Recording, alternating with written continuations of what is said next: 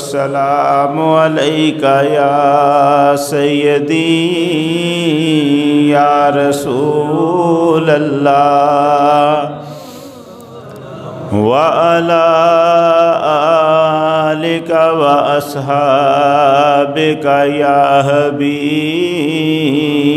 اللہ الصلاۃ والسلام علیکا یا سیدی یا رسول اللہ وعلی آلک واصحابک یا حبیب اللہ۔ سب تعریفیں اللہ جل شانہ وحدہ لا شریک کے لیے، جس نے اپنی قدرت کاملہ سے اس کائنات کو حضور نبی کریم صلی اللہ علیہ وآلہ وسلم کے عرفان کی خاطر پیدا فرمایا۔ ارشاد فرمایا لولاک لما خلقت الافلاک، اے حبیب صلی اللہ علیہ وسلم، اگر تمہیں پیدا کرنا میرا مقصد نہ ہوتا تو میں اس کائنات کو ہی پیدا نہ کرتا۔ بے شمار درود حضور نبی کریم صلی اللہ علیہ وآلہ وسلم کی ذات اقدس کی خاطر، جن کی ذات اقدس اس کائنات کی تخلیق کا باعث بنی۔ اللہ جل شانہ نے قرآن مجید میں ارشاد فرمایا وَمَا خَلَقْتُ الْجِنَّ وَالْإِنسَ إِلَّا لِيَعْبُدُونَ، صدق اللہ العظیم۔ آج 10 رمضان المبارک ہے۔ حضرت خدیجہ الکبریٰ رضی اللہ تعالی عنہا وسلام اللہ علیہا کا یوم وصال ہے۔ عشرہ رحمت کا آخری دن ہے، مگر رحمت کا آخری دن نہیں ہے۔ رمضان کا جو مہینہ 3 حصوں میں تقسیم کیا گیا ہے، پہلے 10 دن رحمت کے، اگلے 10 دن مغفرت کے، اور پھر اگلے 10 دن دوزخ سے آزادی کے ہیں۔ یہ رمضان کے شرف اور اس کی فضیلتیں ہیں کہ اس کے پہلے 10 دن جو رحمت کے قرار دیے گئے تھے، اس کا مطلب یہ تھا کہ ان 10 دنوں میں پروردگار کی رحمت کا سمندر جوش مار رہا ہے۔ تو رمضان کے ان 10 دنوں میں آج آخری دن ہے، مگر اللہ کی رحمت کا آخری دن نہیں ہے۔ اس کی رحمتیں تو زندگی بھر، قیامت تک، قیامت کے بعد بھی۔ وہ تو ایک لمحہ کے لیے بھی اپنی رحمت کو روک لے، نظام کائنات برباد ہو جائے، ہر چیز تباہ ہو جائے، ساری دنیا کا نظام قائم ہے بس اللہ کی رحمت پر۔ اور اسی کے ساتھ سیدہ خدیجہ الکبریٰ ام المومنین، زوجہ پیغمبر اکرم صلی اللہ علیہ وسلم، آپ کا یوم وصال بھی ہے۔ ہمیں گفتگو آپ کے وصال کے حوالے سے بھی کرنی ہے، آپ کی ذات کے حوالے سے گفتگو کرنی ہے، لیکن اس گفتگو کا جو آغاز ہوگا وہ براہ راست حضرت خدیجہ الکبریٰ رضی اللہ تعالی عنہا سے میں شروع نہیں کرنے والا۔ ایک اور نقطے پہ آپ کو لے کے جانا ہے اور وہاں سے مجھے ادھر کو آنا ہے۔ وہ حکمت کیا ہے شاید بعد میں کھل جائے کہ ایسا میں کیوں کر رہا ہوں۔ جو آیہ مبارکہ میں نے تلاوت کی ہے وَمَا خَلَقْتُ الْجِنَّ وَالْإِنسَ إِلَّا لِيَعْبُدُونَ، اس کا مطلب یہ ہے کہ اللہ تعالیٰ ارشاد فرماتا ہے میں نے جنوں اور انسانوں کو اس لیے پیدا کیا ہے کہ وہ میری عبادت کریں۔ جنوں اور انسانوں کو پیدا کرنے کا مقصد پروردگار نے یہ بتایا کہ وہ میری عبادت کریں۔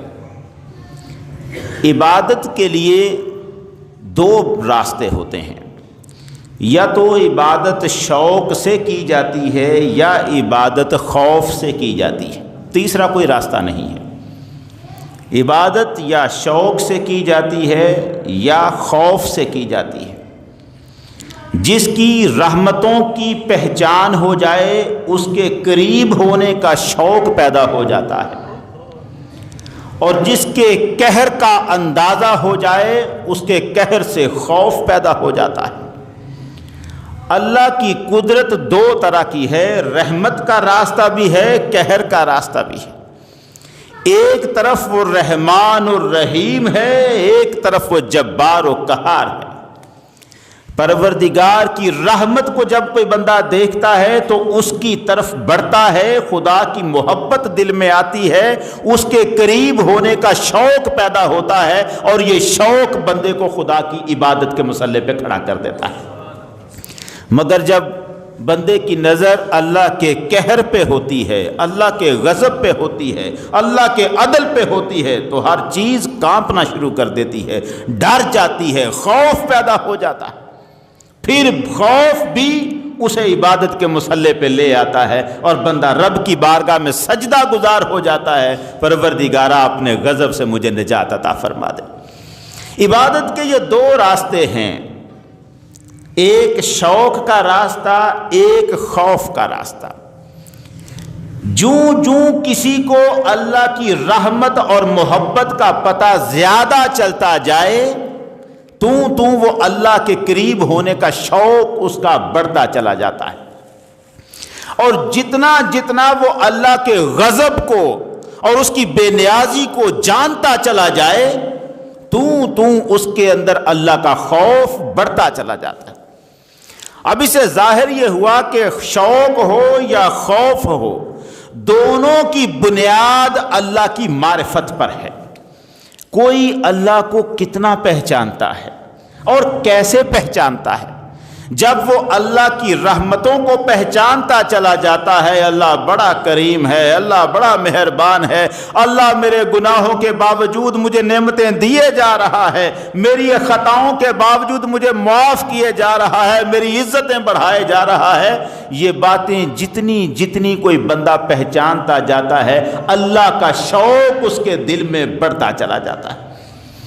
اور جب وہ دیکھتا ہے کہ وہ ذات بے نیاز بھی بڑی ہے، بڑے بڑوں کے پتے کانپتے ہیں اس کے خوف کے سامنے، بڑی بڑی عظمتوں والے اس کی بارگاہ میں سجدہ ریز ہو جاتے ہیں، ڈر جاتے ہیں اس کے خوف سے۔ میدان محشر میں ابراہیم علیہ السلام جیسے جلیل القدر پیغمبر گھٹنوں کے بل گر پڑتے ہیں اور کہتے ہیں نفسی نفسی، مولا مجھے بچا لے، مجھے بچا لے۔ اس کے خوف سے ہر کوئی کانپتا ہے۔ جتنا کوئی اس کو پہچانتا چلا جاتا ہے اتنا ہی اس کا خوف اس کے دل میں بیٹھتا چلا جاتا ہے، اتنا ہی اس کا شوق اس کے دل میں بیٹھتا چلا جاتا ہے۔ عبادت کی بنیاد یا شوق اور خوف ہے، اور خوف اور شوق کی بنیاد اللہ کی معرفت، اللہ کی پہچان ہے۔ اب یہاں تک آپ کو سمجھنے میں کوئی مشکل امید ہے نہیں پیش آئی ہوگی۔ جو بات میں کرنا چاہتا ہوں، اس نقطے کو آپ سمجھیں گے تو ہم آگے چل سکیں گے۔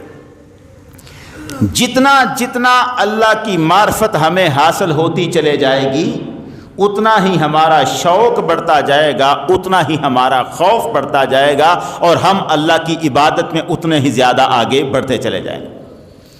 جب اللہ یہ فرماتا ہے کہ میں نے جنوں اور انسانوں کو اپنی عبادت کے لیے پیدا کیا ہے، تو عبادت کی شرط ہے خوف اور شوق، ان کی بنیاد ہے معرفت، تو لازمی بات ہے کہ اللہ بندوں اور جنوں کو، انسانوں اور جنوں کو اپنی معرفت عطا کرے گا تاکہ وہ اسے پہچانے اور اس کی عبادت میں آگے آتے جائیں، کیونکہ عبادت کے لیے شرط کیا ہے؟ معرفت، پہچان، اللہ کی پہچان۔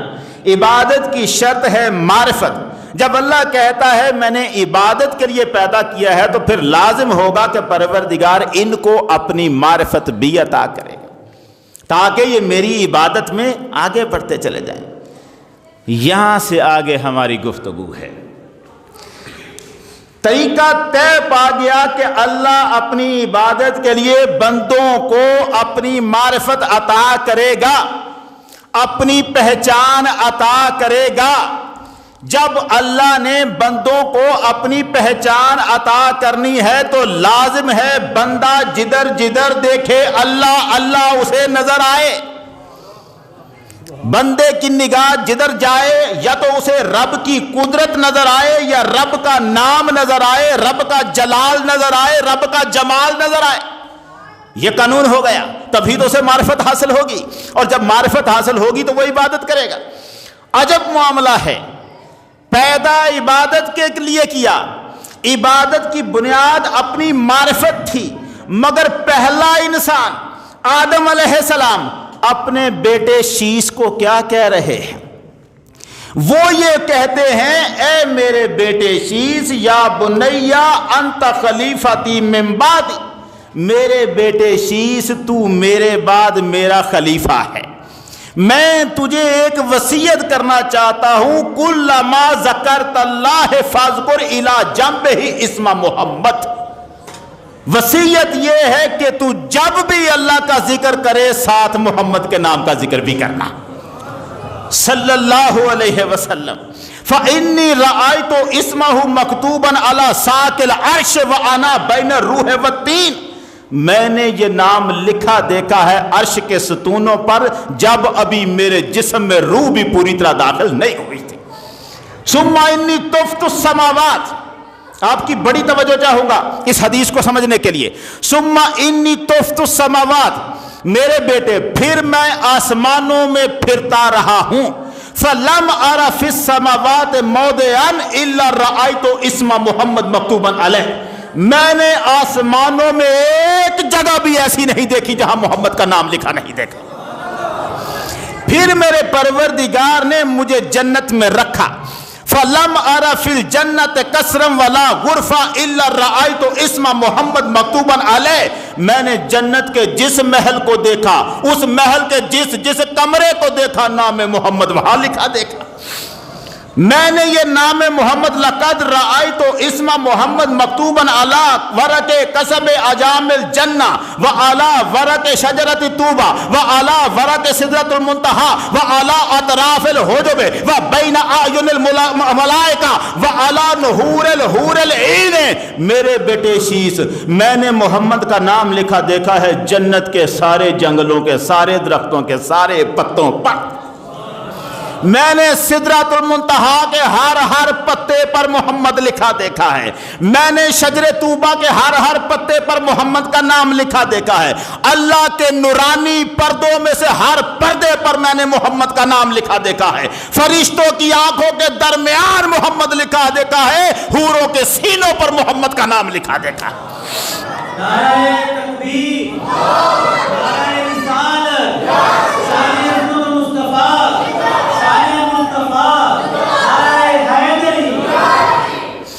کس کا نام لکھا دیکھا ہے؟ محمد صلی اللہ علیہ وسلم. اچھا بڑی توجہ اب چاہیے، اس حدیث کو ذرا سمجھیے گا. آدم علیہ السلام نے یہ نہیں فرمایا کہ میں نے آسمان میں جگہ جگہ محمد کا نام لکھا دیکھا، یہ نہیں. جملہ کیا ہے؟ فَلَمْ أَرَ فِي السَّمَاوَاتِ مَوْضِعًا الا رأیت اسم محمد مکتوبا علیہ، میں نے آسمان میں کوئی جگہ ایسی نہیں دیکھی جہاں محمد کا نام لکھا ہوا نہیں. اگر کہتے نا کہ جگہ جگہ لکھا دیکھا ہے تو معنی یہ ہوتا یہاں بھی لکھا تھا، وہاں بھی لکھا تھا، وہاں بھی لکھا تھا. ان دو ناموں کے درمیان کتنی جگہ خالی ہے؟ یہاں لکھا ہے، وہاں لکھا ہے، تو بیچ والی جگہ تو خالی ہو گئی. اگر وہ کہتے میں نے جگہ جگہ لکھا دیکھا ہے تو معنی یہ تھا کہ بیچ میں جگہ خالی ہے، ادھر بھی دیکھا ادھر بھی دیکھا مگر درمیان میں جگہ خالی ہے. آدم علیہ السلام کا جملہ کیا ہے؟ وہ کہتے ہیں آسمانوں میں کوئی جگہ ایسی دیکھی نہیں جہاں محمد کا نام لکھا ہوا نہیں دیکھا. اس کا معنی کیا ہوا؟ آسمان میں ہر جگہ پر یہاں بھی محمد، وہاں بھی محمد، وہاں بھی محمد، وہاں بھی محمد، چپے چپے پر محمد. دیکھ رہے ہیں؟ اب جنت میں آ جائیں، جنت کے ہر محل پر محمد صلی اللہ علیہ وسلم، ہر محل کے ہر کمرے پر محمد صلی اللہ علیہ وسلم. کافی تھا اگر صرف محل پہ دروازے پہ لکھ دیا جاتا، مگر محل کے دروازے کو کافی نہیں سمجھا. اس محل کے اندر جتنے کمرے ہیں ہر دروازے کے اوپر محمد. اس کا معنی کیا تھا؟ جب تو اپنے محل میں آئے تو تیرے سر پہ محمد کے نام کا سایہ ہو، جب تو اپنے محل کے ہر کمرے میں جائے تو تیرے نام پر محمد کا سایہ ہو. اچھا یہ تو سایہ تو ہے جنت میں جانے کے بعد. آدم کی نظر پڑ رہی ہے جدھر جدھر وہاں وہاں لکھا ہے نام محمد. محلوں کو چھوڑا، کمروں کو چھوڑا، جنت کے درختوں پر نظر گئی. اگر کیلے کا درخت دیکھا تو ہر پتے پر محمد، سیب کا درخت دیکھا تو ہر پتے پہ محمد، جیر کا درخت دیکھا تو ہر پتے میں محمد. پوری جنت کو پھر کے دیکھا، گنے درختوں پر محمد، سدرۃ المنتہا کے پتے پتے پر محمد، شجر طوبہ کے پتے پتے پر محمد. تو سوال پیدا ہوتا ہے، پروردگارا تو نے فرمایا تھا میں نے جنوں اور انسانوں کو پیدا کیا ہے عبادت کے لیے. ہم نے کہا عبادت کی شرط معرفت ہے، تو اپنی پہچان دے تاکہ دنیا تیری عبادت کرے. پیدا اپنی عبادت کے لیے کیا اور پہچان محمد کی دے رہا ہے. پیدا اپنی عبادت کے لیے اور معرفت محمد کی صلی اللہ علیہ وآلہ وسلم. کیا مطلب تھا؟ ہر جگہ اللہ بھی تو لکھا جا سکتا تھا. آسمانوں پر آدم کو نظر آتا، جدھر دیکھتا ہوں اللہ اللہ اللہ. ہر جگہ جنت میں ہر جگہ اللہ اللہ اللہ. ان کے ذہن میں، ان کے دل میں، ان کی نگاہ میں اللہ کا نقش بیٹھ جاتا. طریقہ تو یہ ہوتا، لیکن ایسا کیا نہیں ہے. عبادت اپنی کروانی تھی تو پہچان بھی اپنی کرواتا. ایسا نہیں کہ پہچان محمد عربی کی کروائی جا رہی ہے. یہ ذہن میں رکھنا، یہ جس کا نام میں نے ہر جگہ لکھا ہے، تمہیں پتا ہونا چاہیے یہ مجھے کتنا پیارا ہے، یہ کتنا محبوب ہے. پروردگارا یہ کیوں کیا ایسا؟ تو نے اپنا نام لکھنے کی بجائے محمد کا نام کیوں لکھا؟ اس طرح تو معرفت محمد کی آئے گی، پہچان محمد کی آئے گی. دل میں یہ آئے گا محمد تیرے سب سے بڑے محبوب ہیں. ہمیں معرفت مقام درجے کا پتہ تو چلے گا محمد عربی کا. معرفت تو نے اپنی دینی تھی، یہ معرفت محمد کی دے رہا ہے. عبادت تو نے اپنی کروانی تھی، پہچان محمد کی کیوں؟ رب یہی بتانا چاہتا ہے. وہ فرماتا ہے اس لیے میری عبادت جس کو کہتے ہیں وہ محمد کی غلامی کا نام ہے. نعرہ تکبیر، نعرہ رسالت، نعرہ رسالت، شان احمد مصطفیٰ، شان احمد مصطفیٰ، نعرہ حیدری. میں یہی تو بتا رہا ہوں، جو میری عبادت ہے وہ کچھ اور نہیں ہے، اس طرح کرنا ہے جیسے محمد نے کیا ہے صلی اللہ علیہ وسلم. کوئی بندہ اپنے طریقے سے عبادت کر لے، رسا باندھ کر کنویں سے لٹک جائے، اللہ اللہ کرتا رہے، زندگی بھر کرتا رہے، رب کہتا ہے یہ مجھے پسند نہیں ہے. مجھے تو وہ طریقہ پسند ہے جو میرا محمد کر رہا ہے.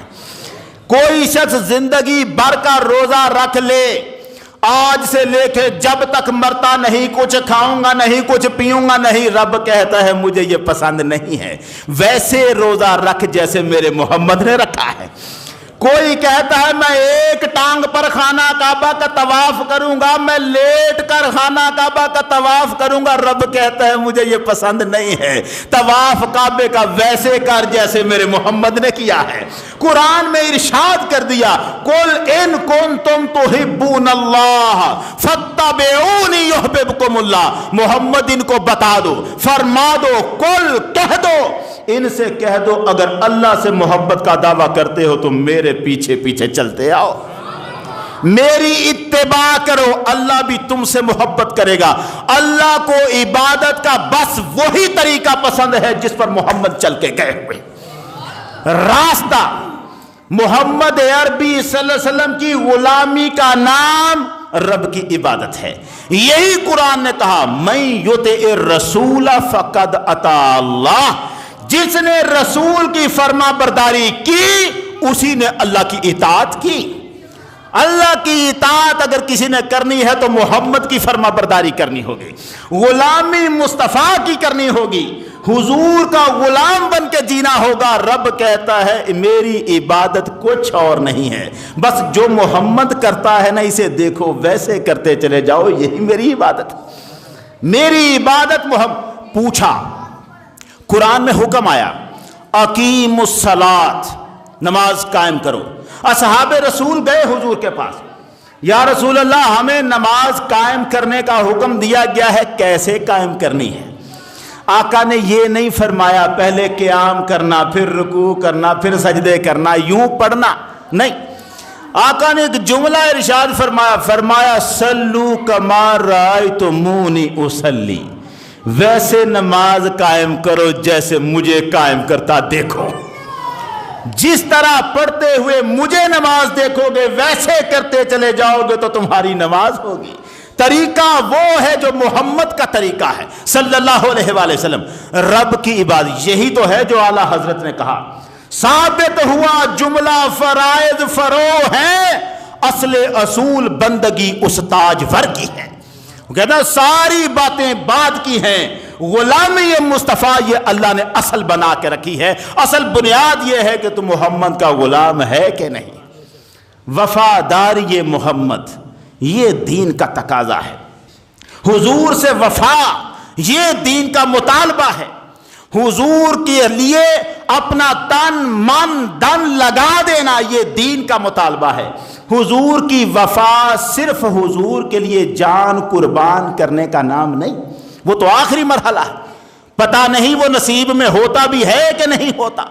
کس کو یہ سعادت ملتی ہے کہ محمد عربی کی عزت و ناموس کی خاطر اس کی گردن کٹ جائے؟ یہ سعادتیں تو بڑے شرف کی ہیں، یہ تو بڑے اعلیٰ مقامات ہیں، اس کے لیے بھی اللہ بندوں کو چنتا ہے، ہر بندے کا معاملہ نہیں ہے۔ مگر وفا صرف یہی نہیں ہے، وفا صرف گردن کٹوانے کے آخری درجے کا نام نہیں، حضور جو فرمائیں آپ کے ہر حکم پر لبیک کہنا یہ وفائے محمد کہلاتی ہے۔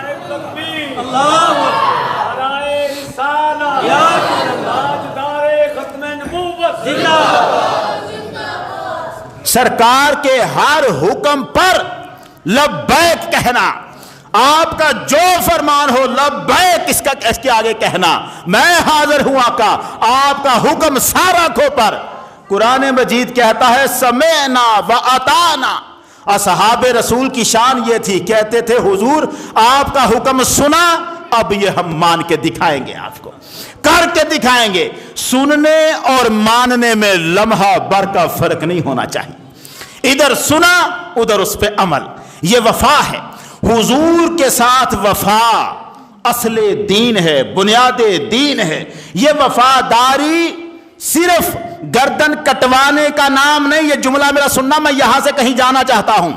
صرف گردن کٹوانا، صرف جان دینا وفا ہے، اعلیٰ درجہ ہے وفا کا، مگر وہ تو تب ہے جب اس کی ضرورت پیش آئے۔ جب تک اس کی ضرورت پیش نہیں آتی اس سے پیچھے بھی تو وفا کے سارے درجے اعلیٰ ہیں۔ حضور کے ہر حکم پہ لبیک کہنا، حضور کے ساتھ لگ کر کھڑے ہو جانا، یہ وفا ہے۔ اب حضور کے ساتھ لگ کے کھڑے ہو جانا، حضور کے ہر حکم پر لبیک کہنا، یہ بھی تو تب ہی ممکن ہوگا جب کسی کو حضور کی پہچان ہوگی، جب کوئی حضور کے مقام و مرتبے کو جانتا ہوگا تبھی تو ہر فرمان پر لبیک کہہ سکے گا۔ اور جس کے دل میں محمد عربی کی عزت نہیں ہوگی وہ حضور کے فرمان پر لبیک کہہ کیسے سکتا ہے؟ لبیک یا رسول اللہ کہنے کے لیے محمد کی عزت کو اپنے دل میں جگہ دینی پڑتی ہے، کہنا پڑتا ہے اقبال کی طرح آبروئے ماں ز نام مصطفیٰ است، اور ہماری اگر کوئی عزت ہے دنیا میں تو محمد کے نام کا صدقہ ہے۔ نعرہ تکبیر، نعرہ رسالت، شان مصطفیٰ، من سب نبیا من سب نبیا فاقتلوہ فاقتلوہ۔ اچھا میرا موضوع یہ نہیں ہے، یہ درمیان میں بات آ رہی ہے، موضوع کہیں اور ہے، ادھر جانا ہے اور وقت بھی بڑا تھوڑا ہے، تو میرے ساتھ ذرا رہیے گا بڑی توجہ سے، اور رفتار بھی ذرا آپ کو تیز کرنی ہوگی۔ حضور کے ہر حکم پر لبیک کہنا وفا ہے، حضور کے ساتھ لگ کے کھڑے ہونا وفا ہے۔ اب جتنا کوئی حضور کی عزت میں آگے بڑھے گا اتنا ہی وفا کا جذبہ زیادہ ہوگا، جتنا کوئی حضور کے مقام کو سمجھے گا، حضور کی محبت میں آگے بڑھے گا، اتنا ہی وفا کا جذبہ زیادہ ہوگا۔ حضور کی پہچان حاصل ہوئی لوگوں کو جب سرکار نے نبوت کا اعلان کیا، پتہ تو تب چلا نا یہ اللہ کا نبی ہے، مرتبہ عزتیں تو تب پتہ چلی جن کو پتہ چلا اعلان نبوت کے بعد بلند ترین مرتبہ والے وہ بھی ہیں، مگر جن کو اعلان نبوت سے بھی پہلے پتہ چل گیا محمد کا مقام کیا ہے، وہ بھی تو تھے کہ ابھی حضور نے اعلان نبوت نہیں فرمایا، ان کو پہلے سے پتہ تھا محمد کا مرتبہ کیا ہے۔ یار دو ہستیاں ایسی ہیں جتنے لوگوں کو حضور کے نبوت کے اعلان سے پہلے، جتنے لوگوں کو بھی پہلے اعلان نبوت سے پہلے حضور کے مقام کا اندازہ ہوا نا، اندازہ پتہ تو یہاں کسی کو لگ ہی نہیں سکتا، اندازہ ہوا نا کہ حضور کا مقام کیا ہے، ان سارے لوگوں میں سب سے بڑے دو نام ہیں، ایک نام حضرت ابو طالب کا ہے، دوسرا سیدہ خدیجہ الکبریٰ کا۔ جتنے لوگ حضور کو نبوت کے اعلان سے پہلے پہچان گئے تھے ان میں سب سے بڑے دو نام ہیں، ایک حضرت ابو طالب کا نام اور ایک سیدہ خدیجہ کا نام۔ حضرت ابو طالب کا تو آج موضوع نہیں، ہم جا رہے ہیں سیدہ خدیجہ کی طرف علیہ السلام۔ حضرت خدیجہ الکبریٰ کو کب پتہ چلا کہ محمد کون ہے، کیسے پتہ چلا، وہ وقت کون سا تھا جب ان کو مقام و مرتبے کا پتہ چلا، اور پھر کیسی وفا نبھائی ہے سیدہ خدیجہ نے حضور کے ساتھ۔ مجھے یہاں سے بھی کہیں اور جانا ہے، میری منزل کہیں اور ہے، مگر ادھر راستہ بھی یہی ہے۔ سیدہ خدیجہ رضی اللہ تعالی عنہ و سلام اللہ علیہا اسی مکے میں رہتی ہیں جس میں سرکار پیدا ہوئے، اسی خاندان سے تعلق رکھتی ہیں جس کے ساتھ تعلق سرکار دو عالم کا ہے۔ حضور سید عالم صلی اللہ علیہ وسلم کے شجرہ نسب میں ایک نام آتا ہے قصی، محمد صلی اللہ علیہ وسلم بن عبداللہ بن عبد المطلب بن ہاشم بن عبد مناف بن قصی۔ یہ جو قصی ہے یہ حضور کے شجرہ نسب میں ہے، اور یہی قصی حضرت خدیجہ کے شجرہ نسب میں ہے، یعنی قصی پر آ کر دونوں کے شجرہ نسب مل جاتے ہیں۔ سیدہ خدیجہ سلام اللہ علیہا اسی مکے میں زندگی بسر کر رہی ہیں، اور مکے میں جب سے حضور پیدا ہوئے ہیں پورے مکے میں سرکار کی دھوم مچی ہوئی ہے۔ ہر طرف پہلے لوگ حضور کو دیکھتے تھے عبد المطلب کی چارپائی پر بیٹھا ہوا، کبھی ابو طالب کے کاندھوں پر بیٹھا ہوا، اور پھر لوگوں نے دیکھا حضور کو مکے کی گلیوں میں پھرتا ہوا، مگر سارے مکے والے جانتے تھے پورے مکے میں اتنی عزت والا کوئی نہیں جتنا محمد عزت والا صلی اللہ علیہ وسلم۔ سارے مکے والے، دشمنی تو اس دن ہوئی جب سرکار نے نبوت کا اعلان کیا، اس سے پہلے تو بڑے سے بڑا بندہ جو بعد میں بڑے سے بڑا کافر بن گیا ہو، پہلے تو وہ بھی حضور کے نام کو سلام کرتا تھا، مانتا تھا، جانتا تھا اس سے بڑی مقدس ہستی کوئی بھی نہیں ہے۔ سارے لوگوں کو پتا تھا یہ کسی بت کو سجدہ کرنے نہیں آتا، مگر کبھی کسی نے محمد کو پہلے کہا بھی نہیں کہ آہا سجدہ کر۔ یہ تو 40 سال کے بعد ہے نا جب سرکار نے مخالفت کی، تو اب سوال یہ ہوا ابو طالب تیرا بھتیجا ہمارے خداؤں کو برا کہتا ہے، اور یہ تو 40 سال کے بعد کی بات ہے۔ 40 سال پہلے کبھی ابو جہل نے بھی نہیں کہا محمد تو ہمارے بتوں کو سجدہ کیوں نہیں کرتا، اس لیے کہ محمد سجدہ نہ کرنے میں بھی اکیلے نہیں تھے، محمد تو سجدہ نہیں کرتے تھے، ادھر ابو بکر بھی کسی بت کو سجدہ نہیں کرتا تھا، سیدہ خدیجہ بھی کسی بت کو سجدہ نہیں کرتی۔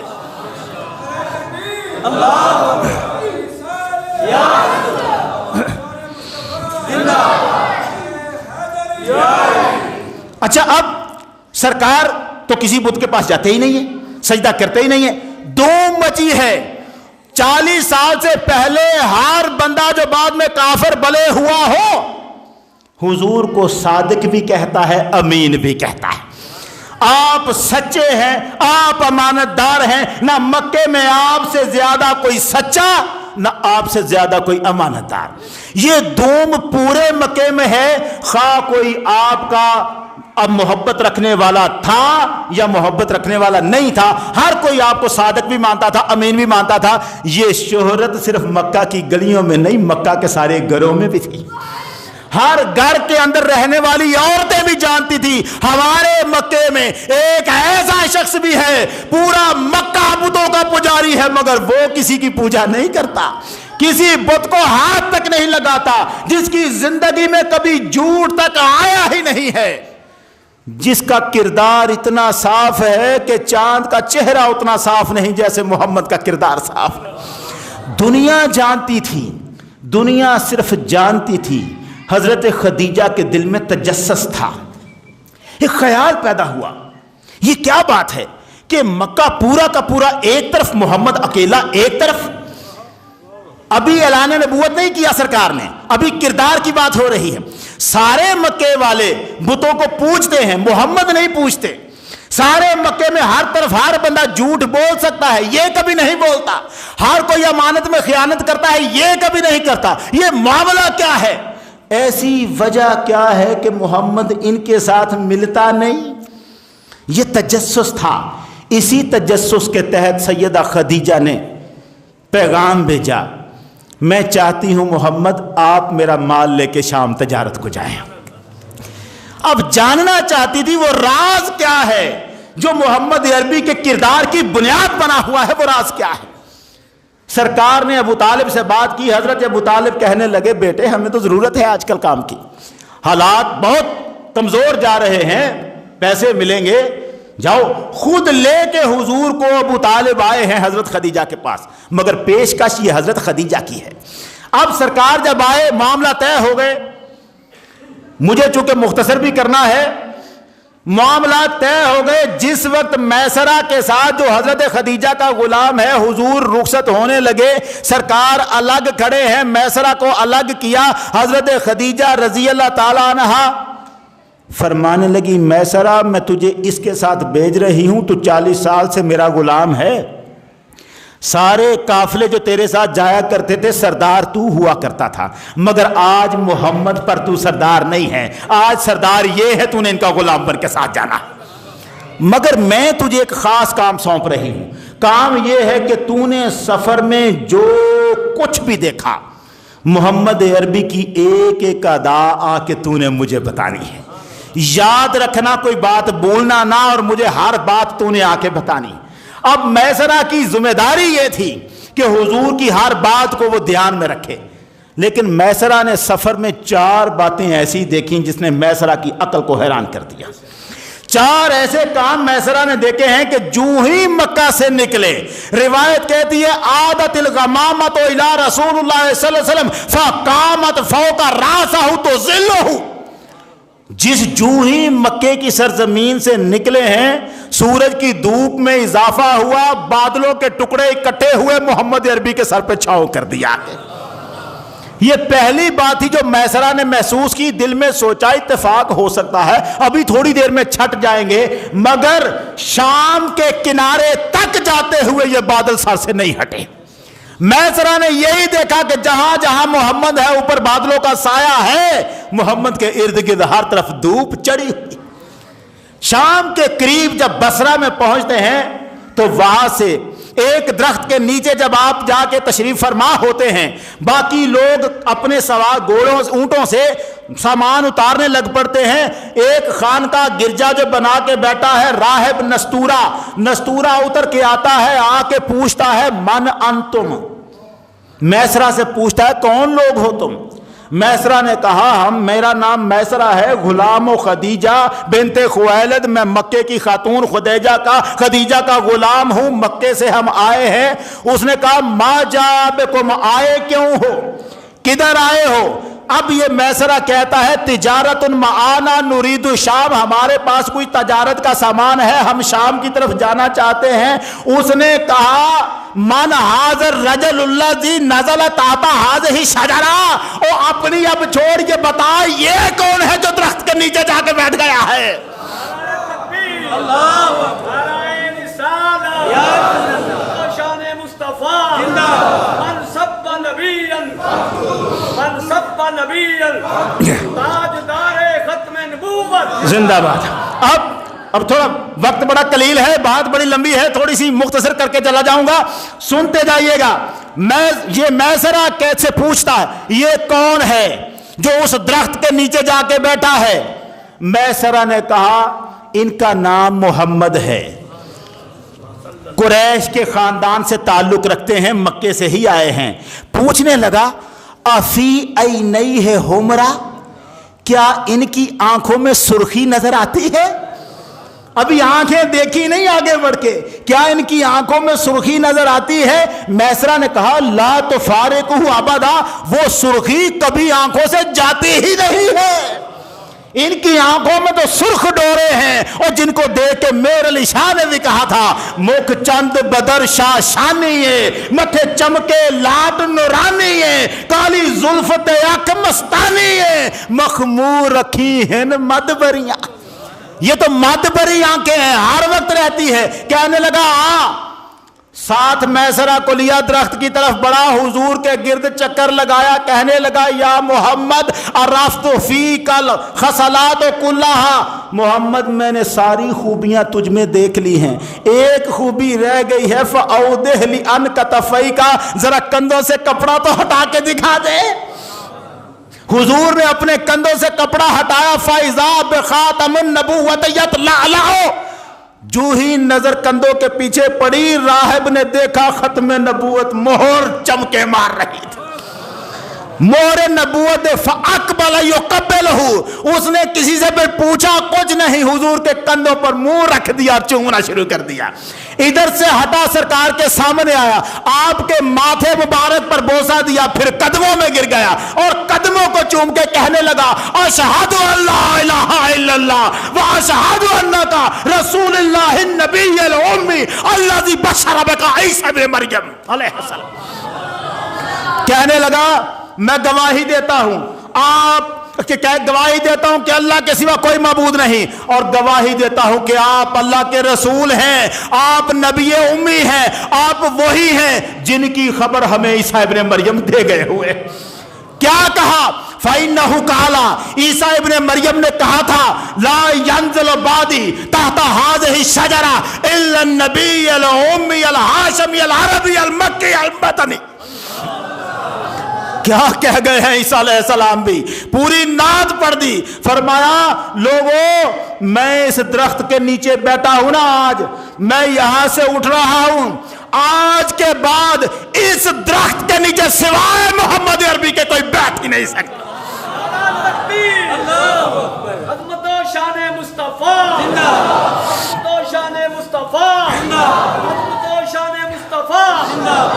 तवज्जो रहे, वक्त मुख्तसर है। मैं यहां ईसा अलैहिस्सलाम ने फरमाया इसके नीचे सिर्फ वही बैठेगा, नबी उम्मी होगा, मक्का वालों की तरफ नबी बन के आएगा, अल हाशमी, हाशमी खानदान से, अल अरबी, अल मक्की, अल मदनी। ये तारीफें ईसा बोल रहे हैं। साहिबुल लिवाइल हमदे, वो आने वाला इस शान का मालिक है कि क़यामत के मैदान में हमद का झंडा भी उसी के हाथ में होगा। साहिबुल हौज़ व शफा, वो आने वाला इस शान का मालिक है कि क़यामत के मैदान में प्यासों को हौज़ कौसर का मालिक वही होगा पिलाने वाला। व शफा, जिस दिन किसी की जरूरत न होगी रब की बारगाह में शफात करने वाला वही होगा। साहिबुल कदीब व नाका, साहिबुल ताज वल हरावा, साहिबुल कारिउल जन्ना, साहिबुल कौले ला इलाहा इल्लल्लाह मुहम्मदुर रसूलुल्लाह। अब मैं तर्जमा करूंगा तो मेरी बात रह जाएगी, तर्जमा सारे लोग, ये ईसा अलैहिस्सलाम की शान। अब वो उन्होंने बयान कर दिया, कहने लगा ये नबी हैं। हुजूर के सामने खड़ा होकर कहता है हो व नबीयुन व आखिरुल अंबिया, ये नबी हैं और सारे नबियों के आखिरी नबी हैं।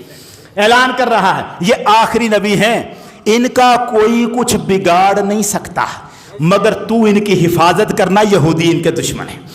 ये बात कह दी। एक बात मैसरा ने क्या देखी थी, बादलों को साया करते हुए। दूसरी बात मैसरा ने क्या देखी, यहां नस्तूरा राहब का बयान। अब यहां से चले गए, शाम में जाके जब कपड़ों के थान खोले, लोग गाहक बन के आए, अब बेचना है सामान तिजारत। हुजूर के पास गाहक आ रहे थे, आका उसको बेच रहे थे, तिजारत हो रही है। एक गाहक आके खड़ा हुआ, उसने सौदा किया, आपने कीमत बताई, उसने पूछा ये किस तरह का कपड़ा है, बात हुई। बातें करते करते जब उसने हुजूर के चेहरे की तरफ देखा, कुछ जानने वाला बंदा था, वो कुछ जानने वाला था, देख के पूछने लगा, अपनी तरफ से उसने बात की, कहने लगा ये जो कुछ तुम कह रहे हो, अहलिफ बिल्लात वल उज़्ज़ा, لات اور عزا جو دو بت ہیں مکے کے، ان کی قسم کھا کر بتا کہ تو سچ کہہ رہا ہے؟ حضور سے اس نے کہا احلف باللات والعزا، لات اور عزا کی قسم کھا کر بتا۔ سرکار نے فرمایا ما احلف باللات والعزا، او میں ان دونوں کی قسمیں نہیں کھاتا، وانی لامر فاعرض عنہما، میں تو کبھی ان کے پاس سے بھی گزروں تو منہ پھیر لیتا ہوں، تو دیکھتا ہی نہیں ہوں، میں ان کی قسم کیسے کھاؤں گا؟ جب اس نے حضور کا انداز دیکھا کہ یہ لات اور عزا سے تو نفرت کر رہے ہیں، بندے نے سودا چھوڑا، میسرہ کو بلایا، ادھر آ، ھذا واللہ نبی ھذہ الامہ، اللہ کی قسم یہ اس امت کا نبی بن کے آیا ہے۔ تاجدہ احبارنا منعوتا عند کتبہم، ہمارے عالموں نے کتابوں میں جس کا نقشہ پڑا ہے یہ وہی محمد ہے۔ اب یہ بات میسرہ کے ذہن میں بیٹھ گئی، اور یہ بات ہے تیسری۔ چوتھی بات وہ ہے، میسرہ سفر سے واپس آئے، واپسی پہ ایک مقام مر الزہران، مکے سے تھوڑے فاصلے پہ آیا مقام، میسرہ نے کہا وہاں کھڑے ہو کر، اس نے کہا محمد میں ایک بات تجھے بتانا چاہتا ہوں، بات یہ ہے مجھے 40 سال ہو گئے ہیں خدیجہ کا سامان بیچتے ہوئے، میری مالکہ ہے خدیجہ، 40 سال سے میں تجارت کرتا ہوں، سامان بیچتا ہوں، اللہ کی قسم کھا کے کہتا ہوں ما رأیت ربحا قط اکثر من ھذا الربح علی وجہ کا، اللہ کی قسم جو آج آپ کے چہرے کی برکت سے نفع ہوا ہے کبھی ایسا نفع ہوا ہی نہیں۔ میں چاہتا ہوں آپ آگے جائیں، یہاں رواج یہ ہے جو جا کے خوشخبری سنائے اسے انعام ملتا ہے، میں چاہتا ہوں یہ خبر میں نہ خدیجہ کو سناؤں، آپ سنائیں اور آپ وہاں سے انعام لیں۔ نہیں جانتا تھا یہ جس کے ساتھ چل رہا ہوں یہ انعام لینے والا نہیں، انعام دینے والا ہے۔ کہا حضور جائیں، سرکار وہاں پہنچے، اب جو منظر ہوا ہے آگے، حضرت خدیجہ اپنے گھر کی چھت پر بیٹھی ہیں، ان کو ایک منظر نظر آیا ہے، میں وہ منظر کیسے بیان کروں کہ وقت کی سوئیاں مجھے نظر آ رہی ہیں۔ ایک منظر نظر آیا کہ اونٹنی پر سوار کوئی آ رہا ہے، دور سے نظر آ رہے تھے، اونٹنی پر سوار نظر آ رہا ہے کوئی، وَعَلَىٰ رَأْسِهِ قُبَّةٌ مِّن یاقوت احمر، اس کے سر پر سرخ یاقوت کا گنبد نما تاج پہنا ہوا ہے، اور اس کے ارد گرد پرندے ہیں، اِذَا الطَّیُّورُ حَوْلَهُ یَحِفُّونَ بِأَجْنِحَتِهِمْ وَیُرَوِّحُونَهُ، پرندے اپنے پروں سے اسے ہوا دے رہے ہیں، وَعَنْ يَمِينِهِ مَلَكٌ شَاهِرُ سَيْفًا وَعَلَىٰ يَسَارِهِ مَلَكٌ شَاهِرُ سَيْفًا، ایک فرشتہ دائیں طرف تلوار لیے کھڑا ہے، ایک فرشتہ بائیں طرف تلوار لیے کھڑا ہے، وَالْغَمَامَةُ فَوْقَهُ، اور ان کے اوپر بادل ہے جو سایہ کرتا آ رہا ہے۔ یہ منظر سیدہ خدیجہ نے دیکھا، اونٹنی سوار قریب آیا، مکان کے سائے میں آیا، نظر سے غائب ہوا، سیدہ خدیجہ دوڑ کے آئیں، دروازہ کھولا، دیکھا تو اونٹنی سے محمد اتر رہے تھے، ششتر رہ گئیں، معاملات بدل گئے۔ حضور آئے، آ کے سلام کیا، کہنے لگے میں آپ کو بتانے آیا ہوں بڑا نفع ہوا ہے۔ حضرت خدیجہ پوچھنے لگی یہ بتائیں میسرہ کہاں ہے؟ فرمایا میسرہ پیچھے ہے۔ آپ فرمانے لگی دوڑ کے جائیں آپ جلدی سے، اور میسرہ کو جلدی سے بلا کے لائیں۔ بے قراریاں بڑھ گئی تھی سیدہ خدیجہ کی، جو منظر انہوں نے دیکھا تھا، جو باتیں زندگی پر سنی تھی، آج ان کی تصدیق کا وقت آ گیا تھا۔ دوڑ کے جائیں، جلدی سے بلا کے لائیں۔ سرکار واپس گئے، میسرہ کو بلا کے لائے، ایک سوال کیا، نہیں پوچھا میرا مال کیسے بکا، کیا ہوا، نہیں پوچھا، میسرہ سے پوچھا مجھے ایک ایک بات بتا، قلیلہا و کثیرہا، چھوڑنا کوئی بات نہ، تو نے جو محمد کا حال دیکھا ہے بتاتا چلا جا۔ اب میسرہ ساری باتیں بتاتا ہے، ساری نعتیں سناتا ہے، رستے کے 4 مقامات بتاتا ہے۔ اب سارے مقام جب سنے، حضرت خدیجہ نے کہا فَاذْهَبْ أَنْتَ حُرًّا، اور تو نے مجھے بڑی خوشخبری سنائی ہے، جا آج سے تو آزاد ہو گیا۔ وَأَوْلَادُكَ أَحْرَارٌ، تیری اولاد بھی آزاد ہو گئی، اور میرے مال میں سے 10,000 درہم لے جا، آج سے تو میرا غلام نہیں رہے گا، تو نے مجھے بڑی خوشخبری سنا دی۔ میسرہ کو ادھر بھیجا، سرکار کو کہنے لگی حضرت خدیجہ آپ جائیں، اپنے چچا ابو طالب کو میرے پاس بھیجے، کل وہ میرے پاس آئیں۔ حضور چلے گئے، میں بات کو بڑی جلدی کر رہا ہوں، حضور چلے گئے، آپ ابو طالب کے پاس گھر پہنچے، پیچھے سے نفیسہ اپنی کنیز کو دوڑا دیا، جا کے محمد عربی کو کہا مجھ سے شادی کر لیں گے، مجھ سے شادی کر لیں گے، میں پیغام دے رہی ہوں مجھ سے شادی کر لیں گے۔ یہ نفیسہ کو ادھر بھیجا، خود گئی ورقہ بن نوفل کے پاس، حضرت خدیجہ رضی اللہ تعالیٰ عنہ وسلام اللہ علیہ ورقہ بن نوفل کے پاس گئیں اور ورقہ کو جا کے کہا میں نے میسرہ کو محمد کے ساتھ بھیجا تھا، یہ باتیں بتائی ہیں۔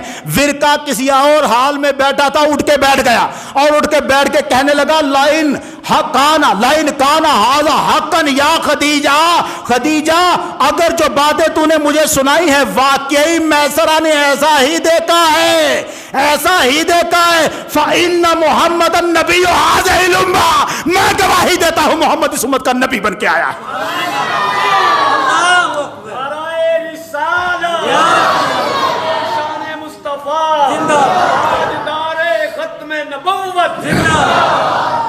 اب بتاؤ نا ذرا، سیدہ خدیجہ کو کوئی شک رہ گیا تھا سرکار میں؟ شادی کی ہے اپنی مرضی سے، خود پیغام دے کے، اور پھر زندگی بھر اب وقت کا دامن ختم نہیں بتا سکتا کہ کیا کیا جانثاریوں کے مظاہرے کیے ہیں سیدہ خدیجہ نے۔ زندگی حضور کی، ساری زندگی حضرت خدیجہ کے بعد والی بھی سرکار یاد کرتے رہے سیدہ خدیجہ کو، ہر لمحہ یاد کرتے رہے۔ جب بھی کوئی بکری ذبح کرتے پہلے گوشت حضرت خدیجہ کی سہیلیوں کو بھیجتے، بعد میں اپنے گھر میں آتا۔ اتنا یاد کیا کہ حضرت عائشہ صدیقہ کہتی ہیں رضی اللہ تعالیٰ عنہ فرماتی ہے مجھے کسی بیوی پر اتنا رشک نہیں آیا جتنا مجھے خدیجہ پر رشک آتا رہا۔ حضور سے کہتی رہی کیا اور کوئی عورت نہیں دنیا میں؟ سرکار فرماتے نہیں، مجھے اللہ نے اس سے بہتر کوئی بیوی عطا نہیں کی، اس نے میرا ساتھ دیا ہے، اس نے مجھے جان ساری۔ اور جس روایت کہتی ہے حضرت خدیجہ زمین پر پہلے، شادی سے پہلے زمین پر پاؤں نہیں رکھا کرتی تھیں، ان کے راستے میں تکیے رکھا جاتے تھے، کنیزیں تکیے رکھا کرتی تھیں اور ان کے اوپر پاؤں رکھ کے چلا کرتی تھی، اور جس نے تکیوں سے نیچے کبھی قدم نہیں رکھا تھا غار حرا کے پتھریلی زمین پہ چڑھتی رہی ہے۔ وہ کس لیے کہ محمد عربی وہاں تشریف فرما ہے۔ وہ خدیجہ، یہ وفا ہے جو حضور کے ساتھ نبھائی ہے سیدہ خدیجہ نے، یہ سودا سارا وفا کا سودا ہے۔ یہی گلہ ہے جو ہم سے رب کرتا ہے، یہی گلہ ہے جو بندوں کو ہے۔ ایک اتنی ہی سی بات تھی، علامہ اقبال نے جو اپنا شکوہ لکھا ہے اس میں یہی تو اللہ سے کہا تھا، پروردگارا تو ہمیں کہتا ہے کہ ہم وفادار نہیں ہیں۔ یہ بات جو علامہ نے کہی وہ کیا خوبصورت انداز میں، بڑے انداز میں وہ کہتے ہیں صفائے دہر سے باطل کو مٹایا ہم نے، نو انسان کو غلامی سے چھڑایا ہم نے، تیرے کعبے کو جبینوں سے بسایا ہم نے، تیرے قرآن کو سینوں سے لگایا ہم نے، پھر بھی ہم سے یہ گلہ ہے کہ وفادار نہیں۔ ہم وفادار نہیں، تو بھی تو دلدار نہیں، تو بھی تو دلدار نہیں۔ کیا کہتے امتیں اور بھی ہیں، ان میں گناہگار بھی ہیں، عجز والے بھی ہیں، مست مئے پندار بھی ہیں، ان میں کاہل بھی ہے، غافل بھی ہیں، ہوشیار بھی ہیں، سینکڑوں ہیں کہ تیرے نام سے بیزار بھی ہیں۔ رحمتیں ہیں تیری اغیار کے کاشانوں پر، برق گرتی ہے تو بیچارے مسلمانوں پر، بجلیاں ہم پہ گرا دیتا ہے۔ کیوں مسلمانوں میں ہے دولت دنیا نایاب، تیری قدرت تو ہے وہ جس کی نہ حد ہے نہ حساب، تو جو چاہے تو اٹھے سینہ صحرا سے حباب، سلہروے دشت ہو سیلی زدہ موج سراب۔ پروردگارا تو وہ کر سکتا ہے جو کوئی اور نہیں کر سکتا۔ تانے اغیار ہے، رسوائی ہے، ناداری ہے، کیا تیرے نام پہ مرنے کا عوض خاری ہے؟ ہم تیرے نام پہ مر رہے ہیں، خوار ہو رہے ہیں، بتا کیا نہیں کیا ہم نے؟ دشت تو دشت دریا بھی نہ چھوڑے ہم نے، بحر ظلمات میں دوڑا دیے گوڑے ہم نے ہی تو سارا کچھ کیا ہے۔ پھر پروردگار عالم کیا جواب دیتا ہے؟ جواب شکوہ میں علامہ اقبال خود جواب دیتے ہیں۔ اللہ کیا کہتا ہے؟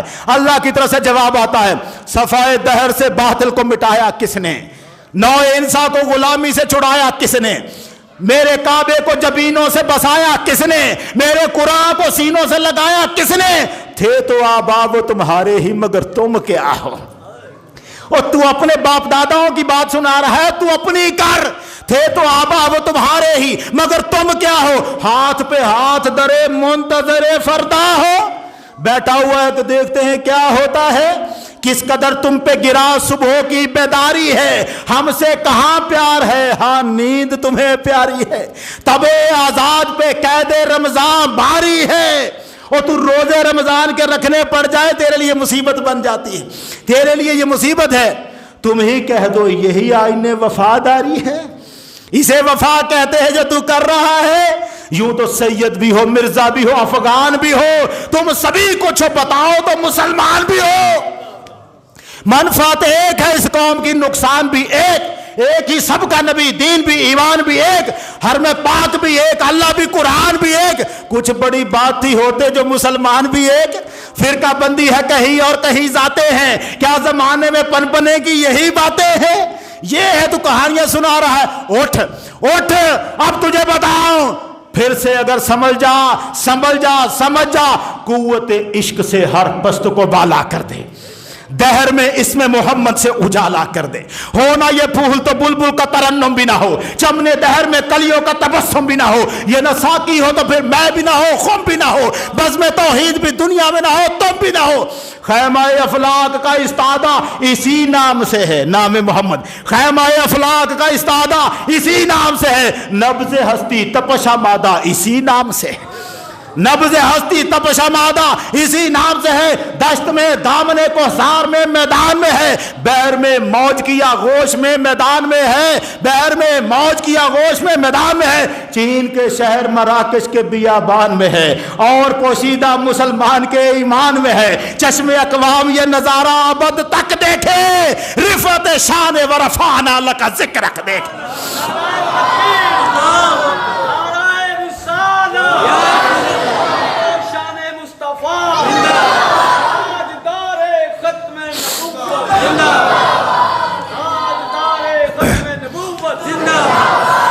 फिर इकबाल अपनी बात को खत्म करता है, वो कहता है अल्लाह फरमाता है छोड़ सारी बातें, सारे गिले छोड़ मुझसे, मैं तुझे एक ऐसा विर्द बताता हूं, ऐसा वजीफा बताता हूं, ऐसा अमल बताता हूं, तू करेगा सारी दुनिया पर मालिक तू ही बन जाएगा। क्या बताता है? इकबाल कहता है, रब कहता है कि मोहम्मद से वफा तूने तो हम तेरे, कि मोहम्मद से वफा तूने तो हम तेरे हैं, ये जहां चीज है क्या लोहो कलम तेरे है। कहता है दुनिया नहीं, लोहो कलम का मालिक भी फिर तू होगा अगर तूने मोहम्मद के नाम से वफा कर ली तो। सौदा सारा, वो जो फरमाया करते थे ना खादिम हुसैन रिजवी साहब, अल्लाह गरी के रहमत करे, गल सारी सरकार दी है, गल सारी सरकार दी है, ये सारी गल सरकार की है, सारा मामला सरकार का है। क्या सुल्तान बाहू ने कहा, बिस्मिल्लाह है इसम अल्लाह दा, ए भी गहना बारा हूँ, नाल शफात सरवर आलम छुट सी आलम सारा हूँ, ते हदो बेहद दरूद नबी नू जिसदा एड पसारा। ये सारा पसारा उस नबी का है, हदो बेहद मैं कुर्बान तिन्हा तो बाहू, जिना मिलया नबी सुहारा हूँ। बात यहाँ खत्म हो जाती है। अल्लाह करे हमारे दिलों में, हमारे सीनों में, हमारी नस नस में, रग रग में, दिलो दिमाग में, एक एक आंख में, एक एक रोंगठे में मोहब्बत का, मोहम्मद का इश्क समा जाए। इश्क मोहम्मद की ऐसी हमें आग मिल जाए, उसके सामने कुफर का, बातिल का हर तिनका जल कर राख हो जाए। जब तक एक मुसलमान भी जिंदा है, ना मुंह से रसालत पे आंच नहीं आ सकती। अल्लाह ताला हमें वो वलवले दे, वो ईमान दे।